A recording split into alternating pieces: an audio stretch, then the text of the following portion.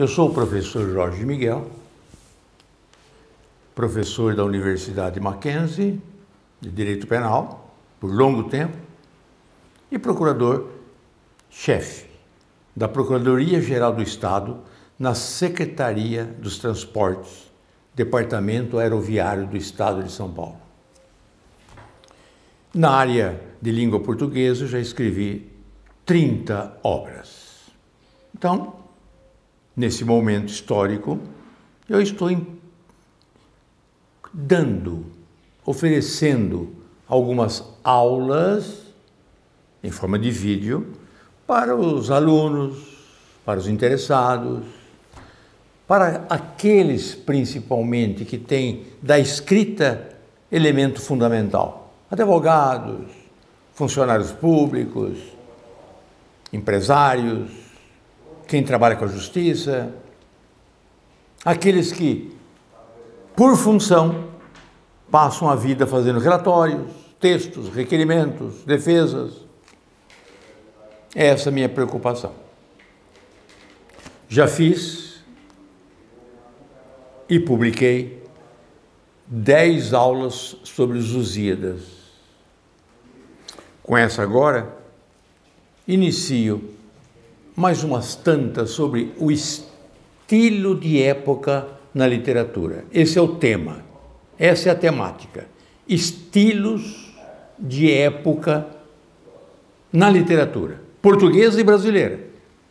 Assim, haverá aulas sobre o trovadorismo, renascimento, barroco, arcadismo, romantismo, realismo, parnasiano ou parnasianismo, simbolismo, pré-modernismo, cubismo, surrealismo, dadaísmo, poesia concreta. Cada vídeo vai se limitar a um estilo de época. Hoje eu inicio com o trovadorismo, a literatura da Idade Média, que, na língua portuguesa, do século XII ao século XV da nossa era. Sempre eu inicio colocando um texto. Toda aula que eu vou dar sobre literatura da época, eu tomo um texto da época para nós, dele, tirarmos as características fundamentais. Vamos ver uma cantiga sua partindo-se, de João Rois de Castelo Branco, lá nos fins do século XV e começo do século XVI, lá atrás, no final da Idade Média. Cantiga sua partindo-se. Senhora, partem tão tristes meus olhos por vós, meu bem, que nunca tão tristes vistes outros nenhuns por ninguém. Tão tristes, tão saudosos, tão doentes da partida, tão cansados, tão chorosos, da morte mais desejosos 100.000 vezes que da vida. Partem tão tristes os tristes, tão fora de esperar bem, que nunca tão tristes vistes outros, nenhuns, por ninguém. Está aí uma cantiga sua partindo-se. Nós intitulamos essa cantiga de amor, como vou explicar daqui a pouco. Mas vamos deixar o texto no vídeo e vamos tentar explicar algumas passagens. O entendimento do texto é simples. Alguém está se despedindo da sua namorada, da sua amante. Esse alguém, provavelmente um soldado que vai para a guerra, que se afasta de Portugal ou da aldeia em que está e vai para uma outra cidade. Essa é a ideia. Não é uma separação pela morte, também não é uma separação pelo rompimento da afetividade. É uma separação de alguém que se parte. Senhora, partem tão triste meus olhos por vós, meu bem. A partida se concentra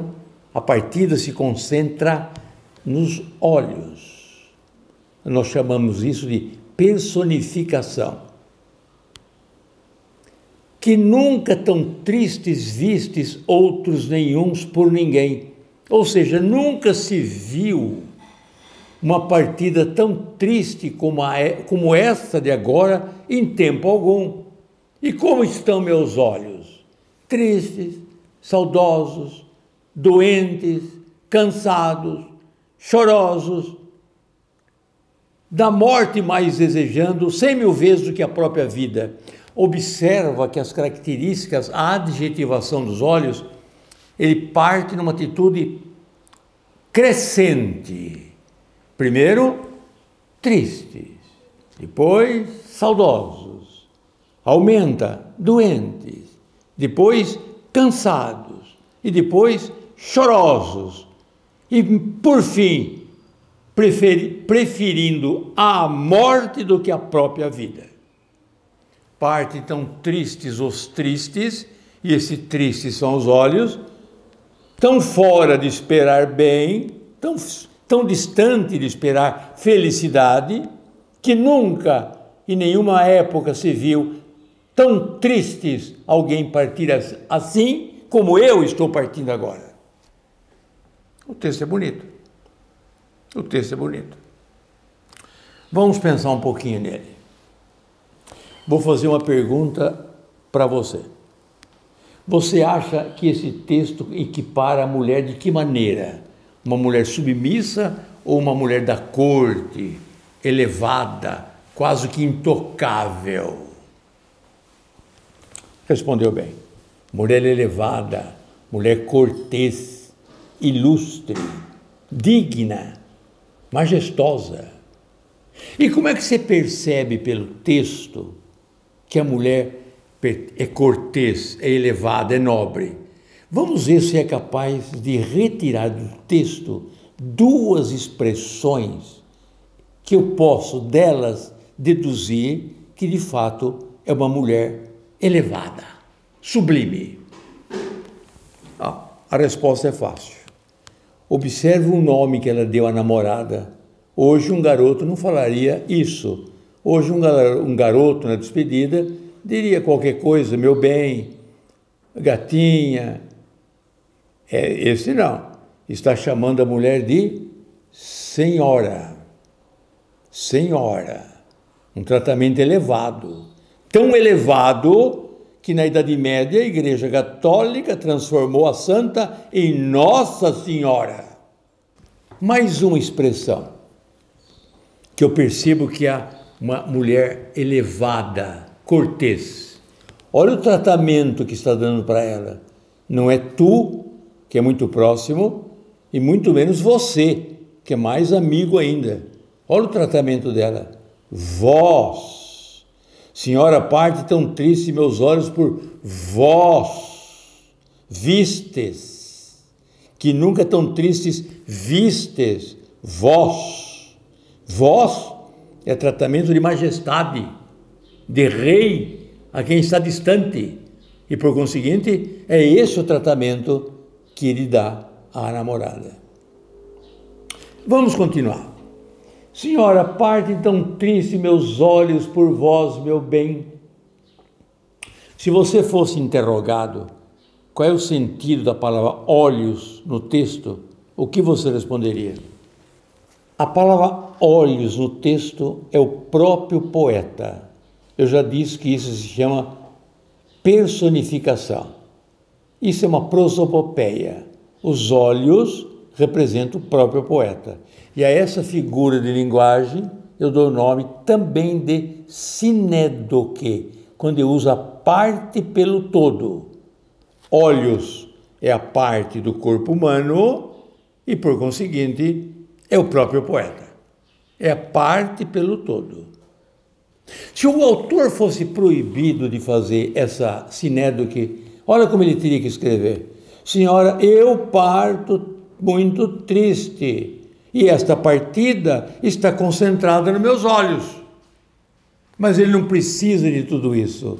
Senhora, partem tão triste meus olhos por vós, porque a partida se concentra nos olhos, que choram, que têm saudade e que desejam a morte mais do que a própria vida.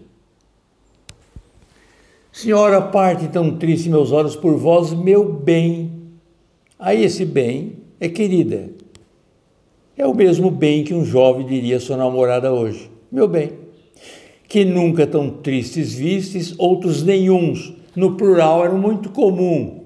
O plural de nenhum, nenhuns. Hoje até se usa, raramente em Portugal. Tão tristes, tão saudosos, tão cansados, tão da morte mais desejosos 100.000 vezes que da vida. Permita-me mais uma pergunta. Qual é o sentido da palavra 100.000? Faça uma comparação. Suponhamos que a sua mãe diga, já te disse 100.000 vezes para estudar português, porque é a matéria mais importante de todos os cursos do país. O que é 100.000? Será que 100.000 são 100.000 vezes mesmo? 1, 2, 3, 4, 5, até chegar nos 100.000? É essa a quantidade de vezes? Não. Aquele 100.000 significa... Será que é muitas vezes? Ainda não, é mais do que isso. Aquele 100.000 é infinitas vezes. Mais uma vez, assim é do que? Porque a parte pelo todo. É isso que ele está dizendo.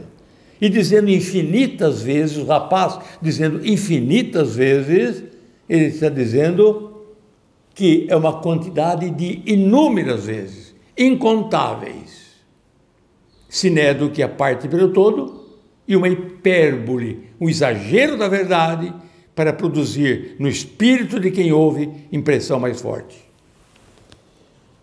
Parte então tristes, os tristes. O primeiro triste eu sei o que é, né? Ele está triste, não está contente. Mas o segundo, parte então triste, os tristes. O segundo são os olhos. Olha como a língua portuguesa é bonita.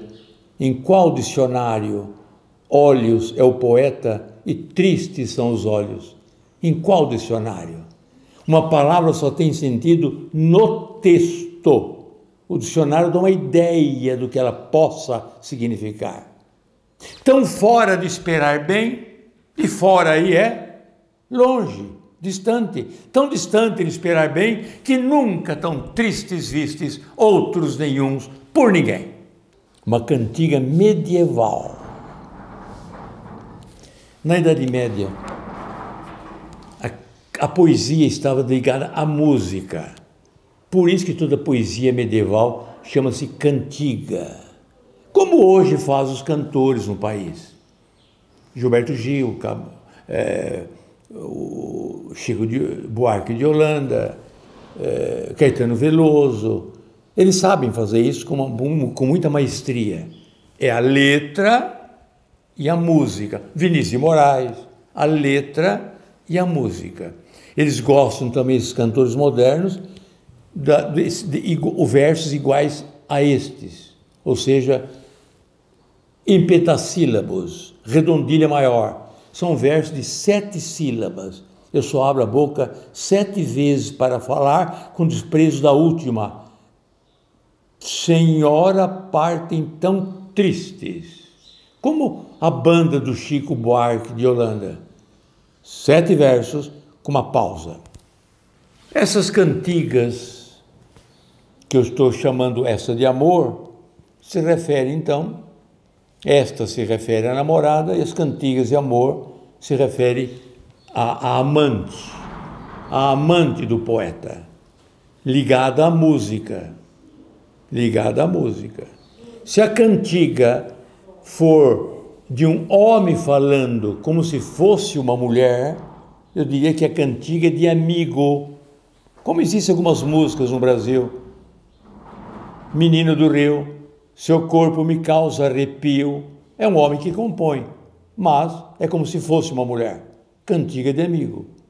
A cantiga também pode ser cantiga de escárnio, quando sutilmente, ironicamente, eu critico alguma coisa. Na Idade Média, há uma cantiga de escárnio, em que um sacerdote foi celebrar a missa e antes apareceu para ele Jesus Cristo em pessoa e ele falou, espera um pouquinho que eu estou ocupado. Ou seja, não reconheceu o próprio Cristo, que é o fundador do cristianismo. De escárnio, ou de maldizer, quando realmente o indivíduo claramente, sem sutilidade, faz uma ofensa.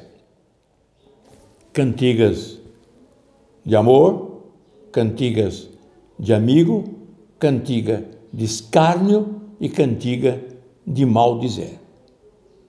Essas cantigas eram músicas e elas ficaram na história. Era mais fácil decorar, com rima, com ritmo. Lembre os senhores que Homero compôs, Homero, símbolo de vários poetas, oralmente a Ilíada e a Odisseia foram declamadas por séculos até serem traduzidas e escritas e registradas em papiro e depois em papel. A mais antiga cantiga medieval que nós conhecemos, que está até hoje registrada por escrito, que nós colhemos então por escrito, a mais antiga de que se sabe, é a cantiga de amor de Paio Soares de Taverós, talvez em 1189, um trovador nos tempos de Sancho I.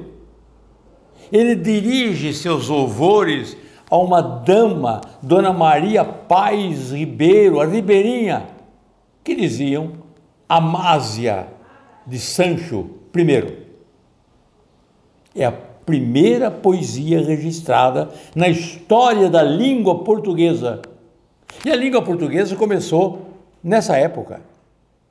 Por escrito, os documentos que nós temos da língua portuguesa é desta época. Logo após essa cantiga, há uma herança que um pai deixa aos filhos por escrito, que é um segundo documento que a língua portuguesa tem. Mas esse é o primeiro. É uma poesia, é uma cantiga de amor. Vamos ver a cantiga.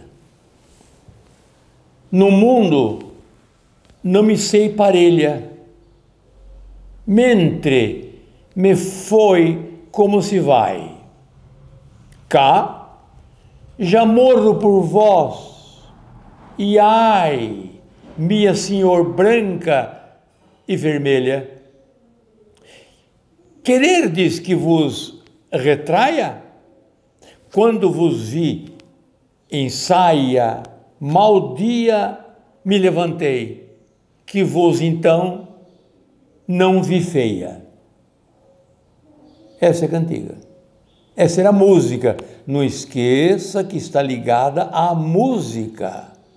Essa é a música que se tocava em algumas festinhas, alguma reunião.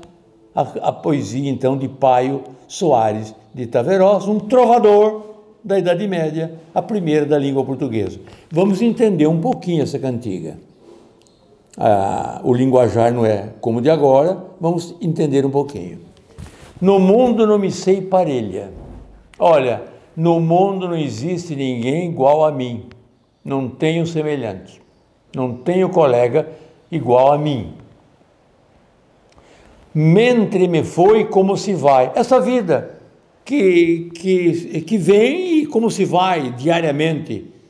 Essa vida não tem nenhum parceiro no mundo. Por quê? Cá.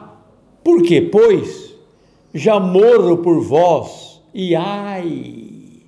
Quer dizer, não tem ninguém igual a mim, porque eu estou morrendo por vós. E ai, uma interjeição. E que sofrimento! Minha senhor, branca e vermelha. A palavra senhor, até na Idade Média, era comum aos dois gêneros, masculino e feminino. A palavra senhora é um pouquinho depois, e já no Renascimento. Então, pois já morro por vós, e ai. A menina ele chama de branca e vermelha. Branca, porque tem a tez branca, é a menina romântica de mais tarde. Não é a morena, é a branca, como a neve. E vermelha, porque os cabelos são ruivos. Então, como se diz, minha senhora, branca de pele e vermelha no cabelo, e ruiva. Quererdes que vos retraia? Então, quer que eu conte? Quer que eu retrate por quê? Quer que eu diga? Quererdes vós que vos retraia?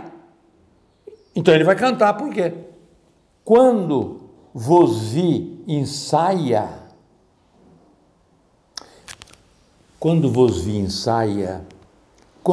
vi na intimidade, e essa intimidade se interpreta como quiser. Quando vos vi na intimidade, mal dia me levantei. E agora vem o paradoxo. E percebi que você não é feia. Se fosse feia, tudo bem. Mas o problema é que depois de nossa intimidade e de manhã eu acordei e vi que você é bonita. E essa é a minha desgraça, e essa é a minha perdição, de estar com alguém que é bonita, que vai arruinar minha vida, a quem eu vou ficar definitiva preso pelo amor. É essa a ideia. As poesias medievais, elas se agrupam em três grandes departamentos hoje. No Cancioneiro da Ajuda está uma grande quantidade de poesias medievais, principalmente a de Dom Dinis, um rei lá atrás, no início do Império Português, que foi poeta, Dom Dinis. Depois nós temos o Cancioneiro da Biblioteca Nacional, mais recente um pouquinho, e que agrega várias poesias medievais. A poesia medieval, ela marcha para um humanismo, uma poesia palaciana, uma poesia em que já se discute na corte, mais refinada um pouquinho, mais nobre. E alguns autores são importantes dessa época. Um deles, Gil Vicente, fundador do teatro português, e no Brasil mesmo é mestre para os teatrólogos, aqui mesmo no Brasil, e mesmo recentemente, é Gil Vicente, finzinho da Idade Média e começo do Renascimento. Poesias muito bonitas e uma formação teatral muito eloquente. Vamos ver duas poesias de Gil Vicente, tirado do livro Frágua do Amor. Uma delas, um epitáfio, é aquilo que ele desejaria ter no seu próprio túmulo. Vamos ver o que é. O gran juízo esperando, jazo aqui nesta morada. Também da vida cansada, descansando. Pergunta-me, quem fui eu? Atenta bem para mim, porque tal fui como ti e tal hás de ser como eu. E pois, tudo a isto vem, ó leitor, de meu conselho, torna-me por teu espelho, olha-me e olha-te bem. É um ensinamento moral. Alguém no cemitério, contemplando uma tumba, ele pede para olhar os dois, a ele que está dentro e quem está fora. Mais uma de Gil Vicente. Gil Vicente era pródigo na crítica. Para nós, ainda não existia a Santa Inquisição, ela vem logo em seguida, mas não existia em Portugal a Santa Inquisição. Então, Gil frequentava a corte, frequentava o palácio e tinha um certo prestígio intelectual. Ele poderia criticar tudo em Portugal. Comerciantes, judeus, cristãos, nobres, barões, viscondes. Ele tinha um prestígio na corte. Quando chegou a Santa Inquisição, a coisa mudou um pouquinho, o panorama se alterou. Olha essa crítica que ele faz a um sacerdote, a um frei, a um membro da igreja, como se ele mesmo estivesse falando. Quem vai falar agora é um homem da igreja. Aborrece-me a coroa, o capelo e o cordão, o hábito e a feição, e a véspera, e a noa. Véspera são as orações matinais, e a noa, as orações da noite. E a mim, o sermão, e o sino, e o badalo, e o silêncio da disciplina, e o frade que nos matina, parece-me bem bailar, e andar numa folia, e a cada romaria, com mancebos a folgar. Isto é que eu queria. Quer dizer, um sacerdote dizendo que está cansado da oração da manhã, da oração da tarde, do badalo, do sino. Ele gostaria de sair com os rapazes e dançar ao som da música, etc. É uma crítica à igreja de Gil Vicente. Luís Vaz de Camões é renascentista, mas ele tem algumas poesias trovadorescas que estão presas mais à Idade Média. São poucas. É o início da sua formação intelectual. Talvez ainda quando estava em Portugal, antes de partir para as Índias. Jovem ainda, talvez moço, criança. Então, ele no início da sua obra, ele ainda se prende à poesia de trovadores. Mais tarde, que sua poesia ganha o formato renascentista. Vamos ver uma cantiga de amor de Camões. Descalça vai para a fonte, Leonor pela verdura, vai fermosa e não segura. Leva na cabeça o pote, o testo nas mãos de prata, cinta de fina escarlata, sainha de chamalote. Traz a vasquinha de cote mais branca que a neve pura. Vai fermosa e não segura. Descobre a touca, a garganta, cabelos de ouro e entreçado.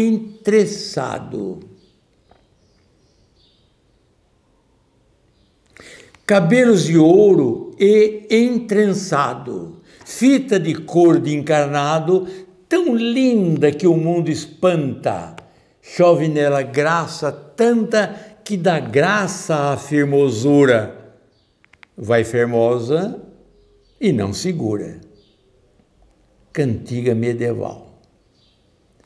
Essa cantiga de Camões, recordando os trovadores medievais, é muito graciosa.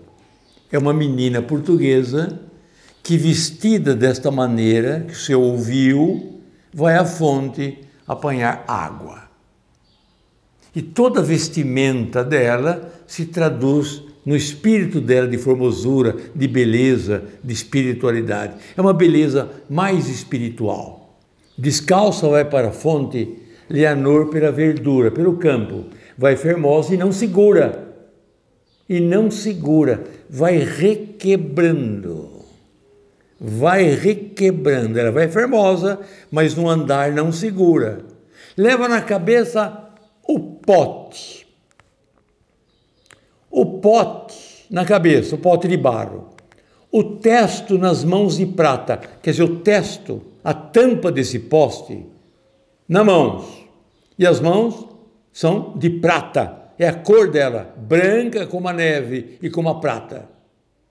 Cinta de fina escarlata, é uma cinta fina de cor vermelha, escarlata. Sainho de chamelote, Sainho, uma vestimenta feita mais ou menos de tafetá, colorida e com pregas. Chamalote, também uma vestimenta colorida. Traz a vasquinha de cote, que é um casaco curto, e de cote, quer dizer, de uso diário, mais branca que a neve pura. Já falou lá que a mão é de prata e agora ela é mais branca que a neve pura. Ela vai fermosa e não segura porque vai requebrando. Descobre a touca, a garganta. A garganta descobre a touca. A touca, desculpa, mostra a garganta.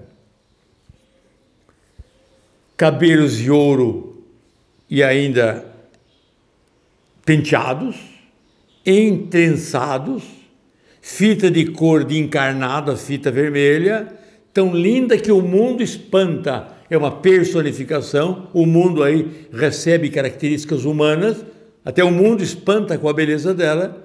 Chove nela graça tanta, é uma outra hipérbole, chove nela graça tanta que dá graça à própria fermosura.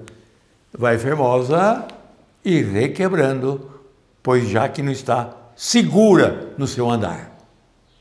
Poesia de Luís Vaz de Camões. Antônio Gideão, um poeta português, no começo do século XX, imita a poesia camoniana, essa poesia medieval. Poema da autoestrada. Voando vai para a praia, Leonor na estrada preta, vai na brasa da lambreta agarrada ao companheiro, na volúpia da escapada. Pincha no banco traseiro, em cada volta da estrada, grita de medo fingido que o receio não é com ela, mas por amor e cautela, abraça-o pela cintura, vai ditosa e bem segura. Imitação. Quer dizer, a Leonor de Camões vai para a praia, esse vai numa lambreta. A de Camões está andando e se balançando. Essa também grita de medo atrás da lambreta, mas vai com a mão na cintura do namorado, vai presa, vai segura. Quer dizer, é uma reprodução da cantiga medieval camoniana. E, só para concluir o que eu quero, Vinícius de Moraes e Tom Jobim, certamente por ter lido Leonor certamente por terem lido a poesia de Camões, da Leonor, que vai requebrando na fonte em busca de água, escreveu: A Garota de Ipanema, olha que coisa mais linda, mais cheia de graça, é ela menina que vem e que passa seu doce balanço caminho do mar. Moça de corpo dourado do sol de Ipanema, o seu balançado é mais que um poema, é a coisa mais linda que eu vi passar. A menina de Camões vai na fonte, a menina de Ipanema vai ao mar. A de Camões está toda ornamentada, está toda vestida. A de Ipanema está quase nua. A beleza de Leonor de Camões é o espírito e a alma. A beleza da garota de Ipanema é o corpo. A menina de Camões, para se casar, pede autorização para o pai. A menina de Ipanema apenas comunica o pai e só lhe pede sua bênção. Vamos fazer um confronto entre a poesia medieval e a poesia clássica greco-romana. A Idade Média segue a civilização greco-romana. A civilização greco-romana é a poesia de Ovídio, Metamorfose, Virgílio, Eneida, Homero, a Ilíada e a Odisseia. Essa é a poesia antiga, a clássica greco-romana. Aquela que dominou toda a era antes de Cristo. Na época greco-romana, o homem era voltado para a terra e para a vida. Na Idade Média, o homem é voltado para o céu e para Deus. Harmonia cultural na época clássica. Agora, hegemonia greco-romana, latina, árabe. Lá atrás, antropocentrismo. O homem é o centro do mundo. Idade Média, teocentrismo. O centro do mundo é Deus. Racionalismo lá atrás. Agora, espiritualismo. Lá na Grécia Antiga, apego aos bens do mundo. Na Idade Média, espírito de renúncia. No passado, paganismo. Agora, cristianismo. No passado, a beleza física é o corpo. Olha as ginásticas gregas. Agora, é a salvação da alma. O nu artístico. Agora, a expressão mística da alma. Liberdade de criação no passado. Agora, submissão à igreja. No passado, a língua são duas, a grega e a latina. Agora, a língua são os dialetos. Linhas horizontais no passado. Agora, linhas em ascensão para Deus, como as igrejas góticas. No passado, a mitologia. E agora, na Idade Média, o Evangelho como fonte de inspiração para todos os assuntos. Muito obrigado.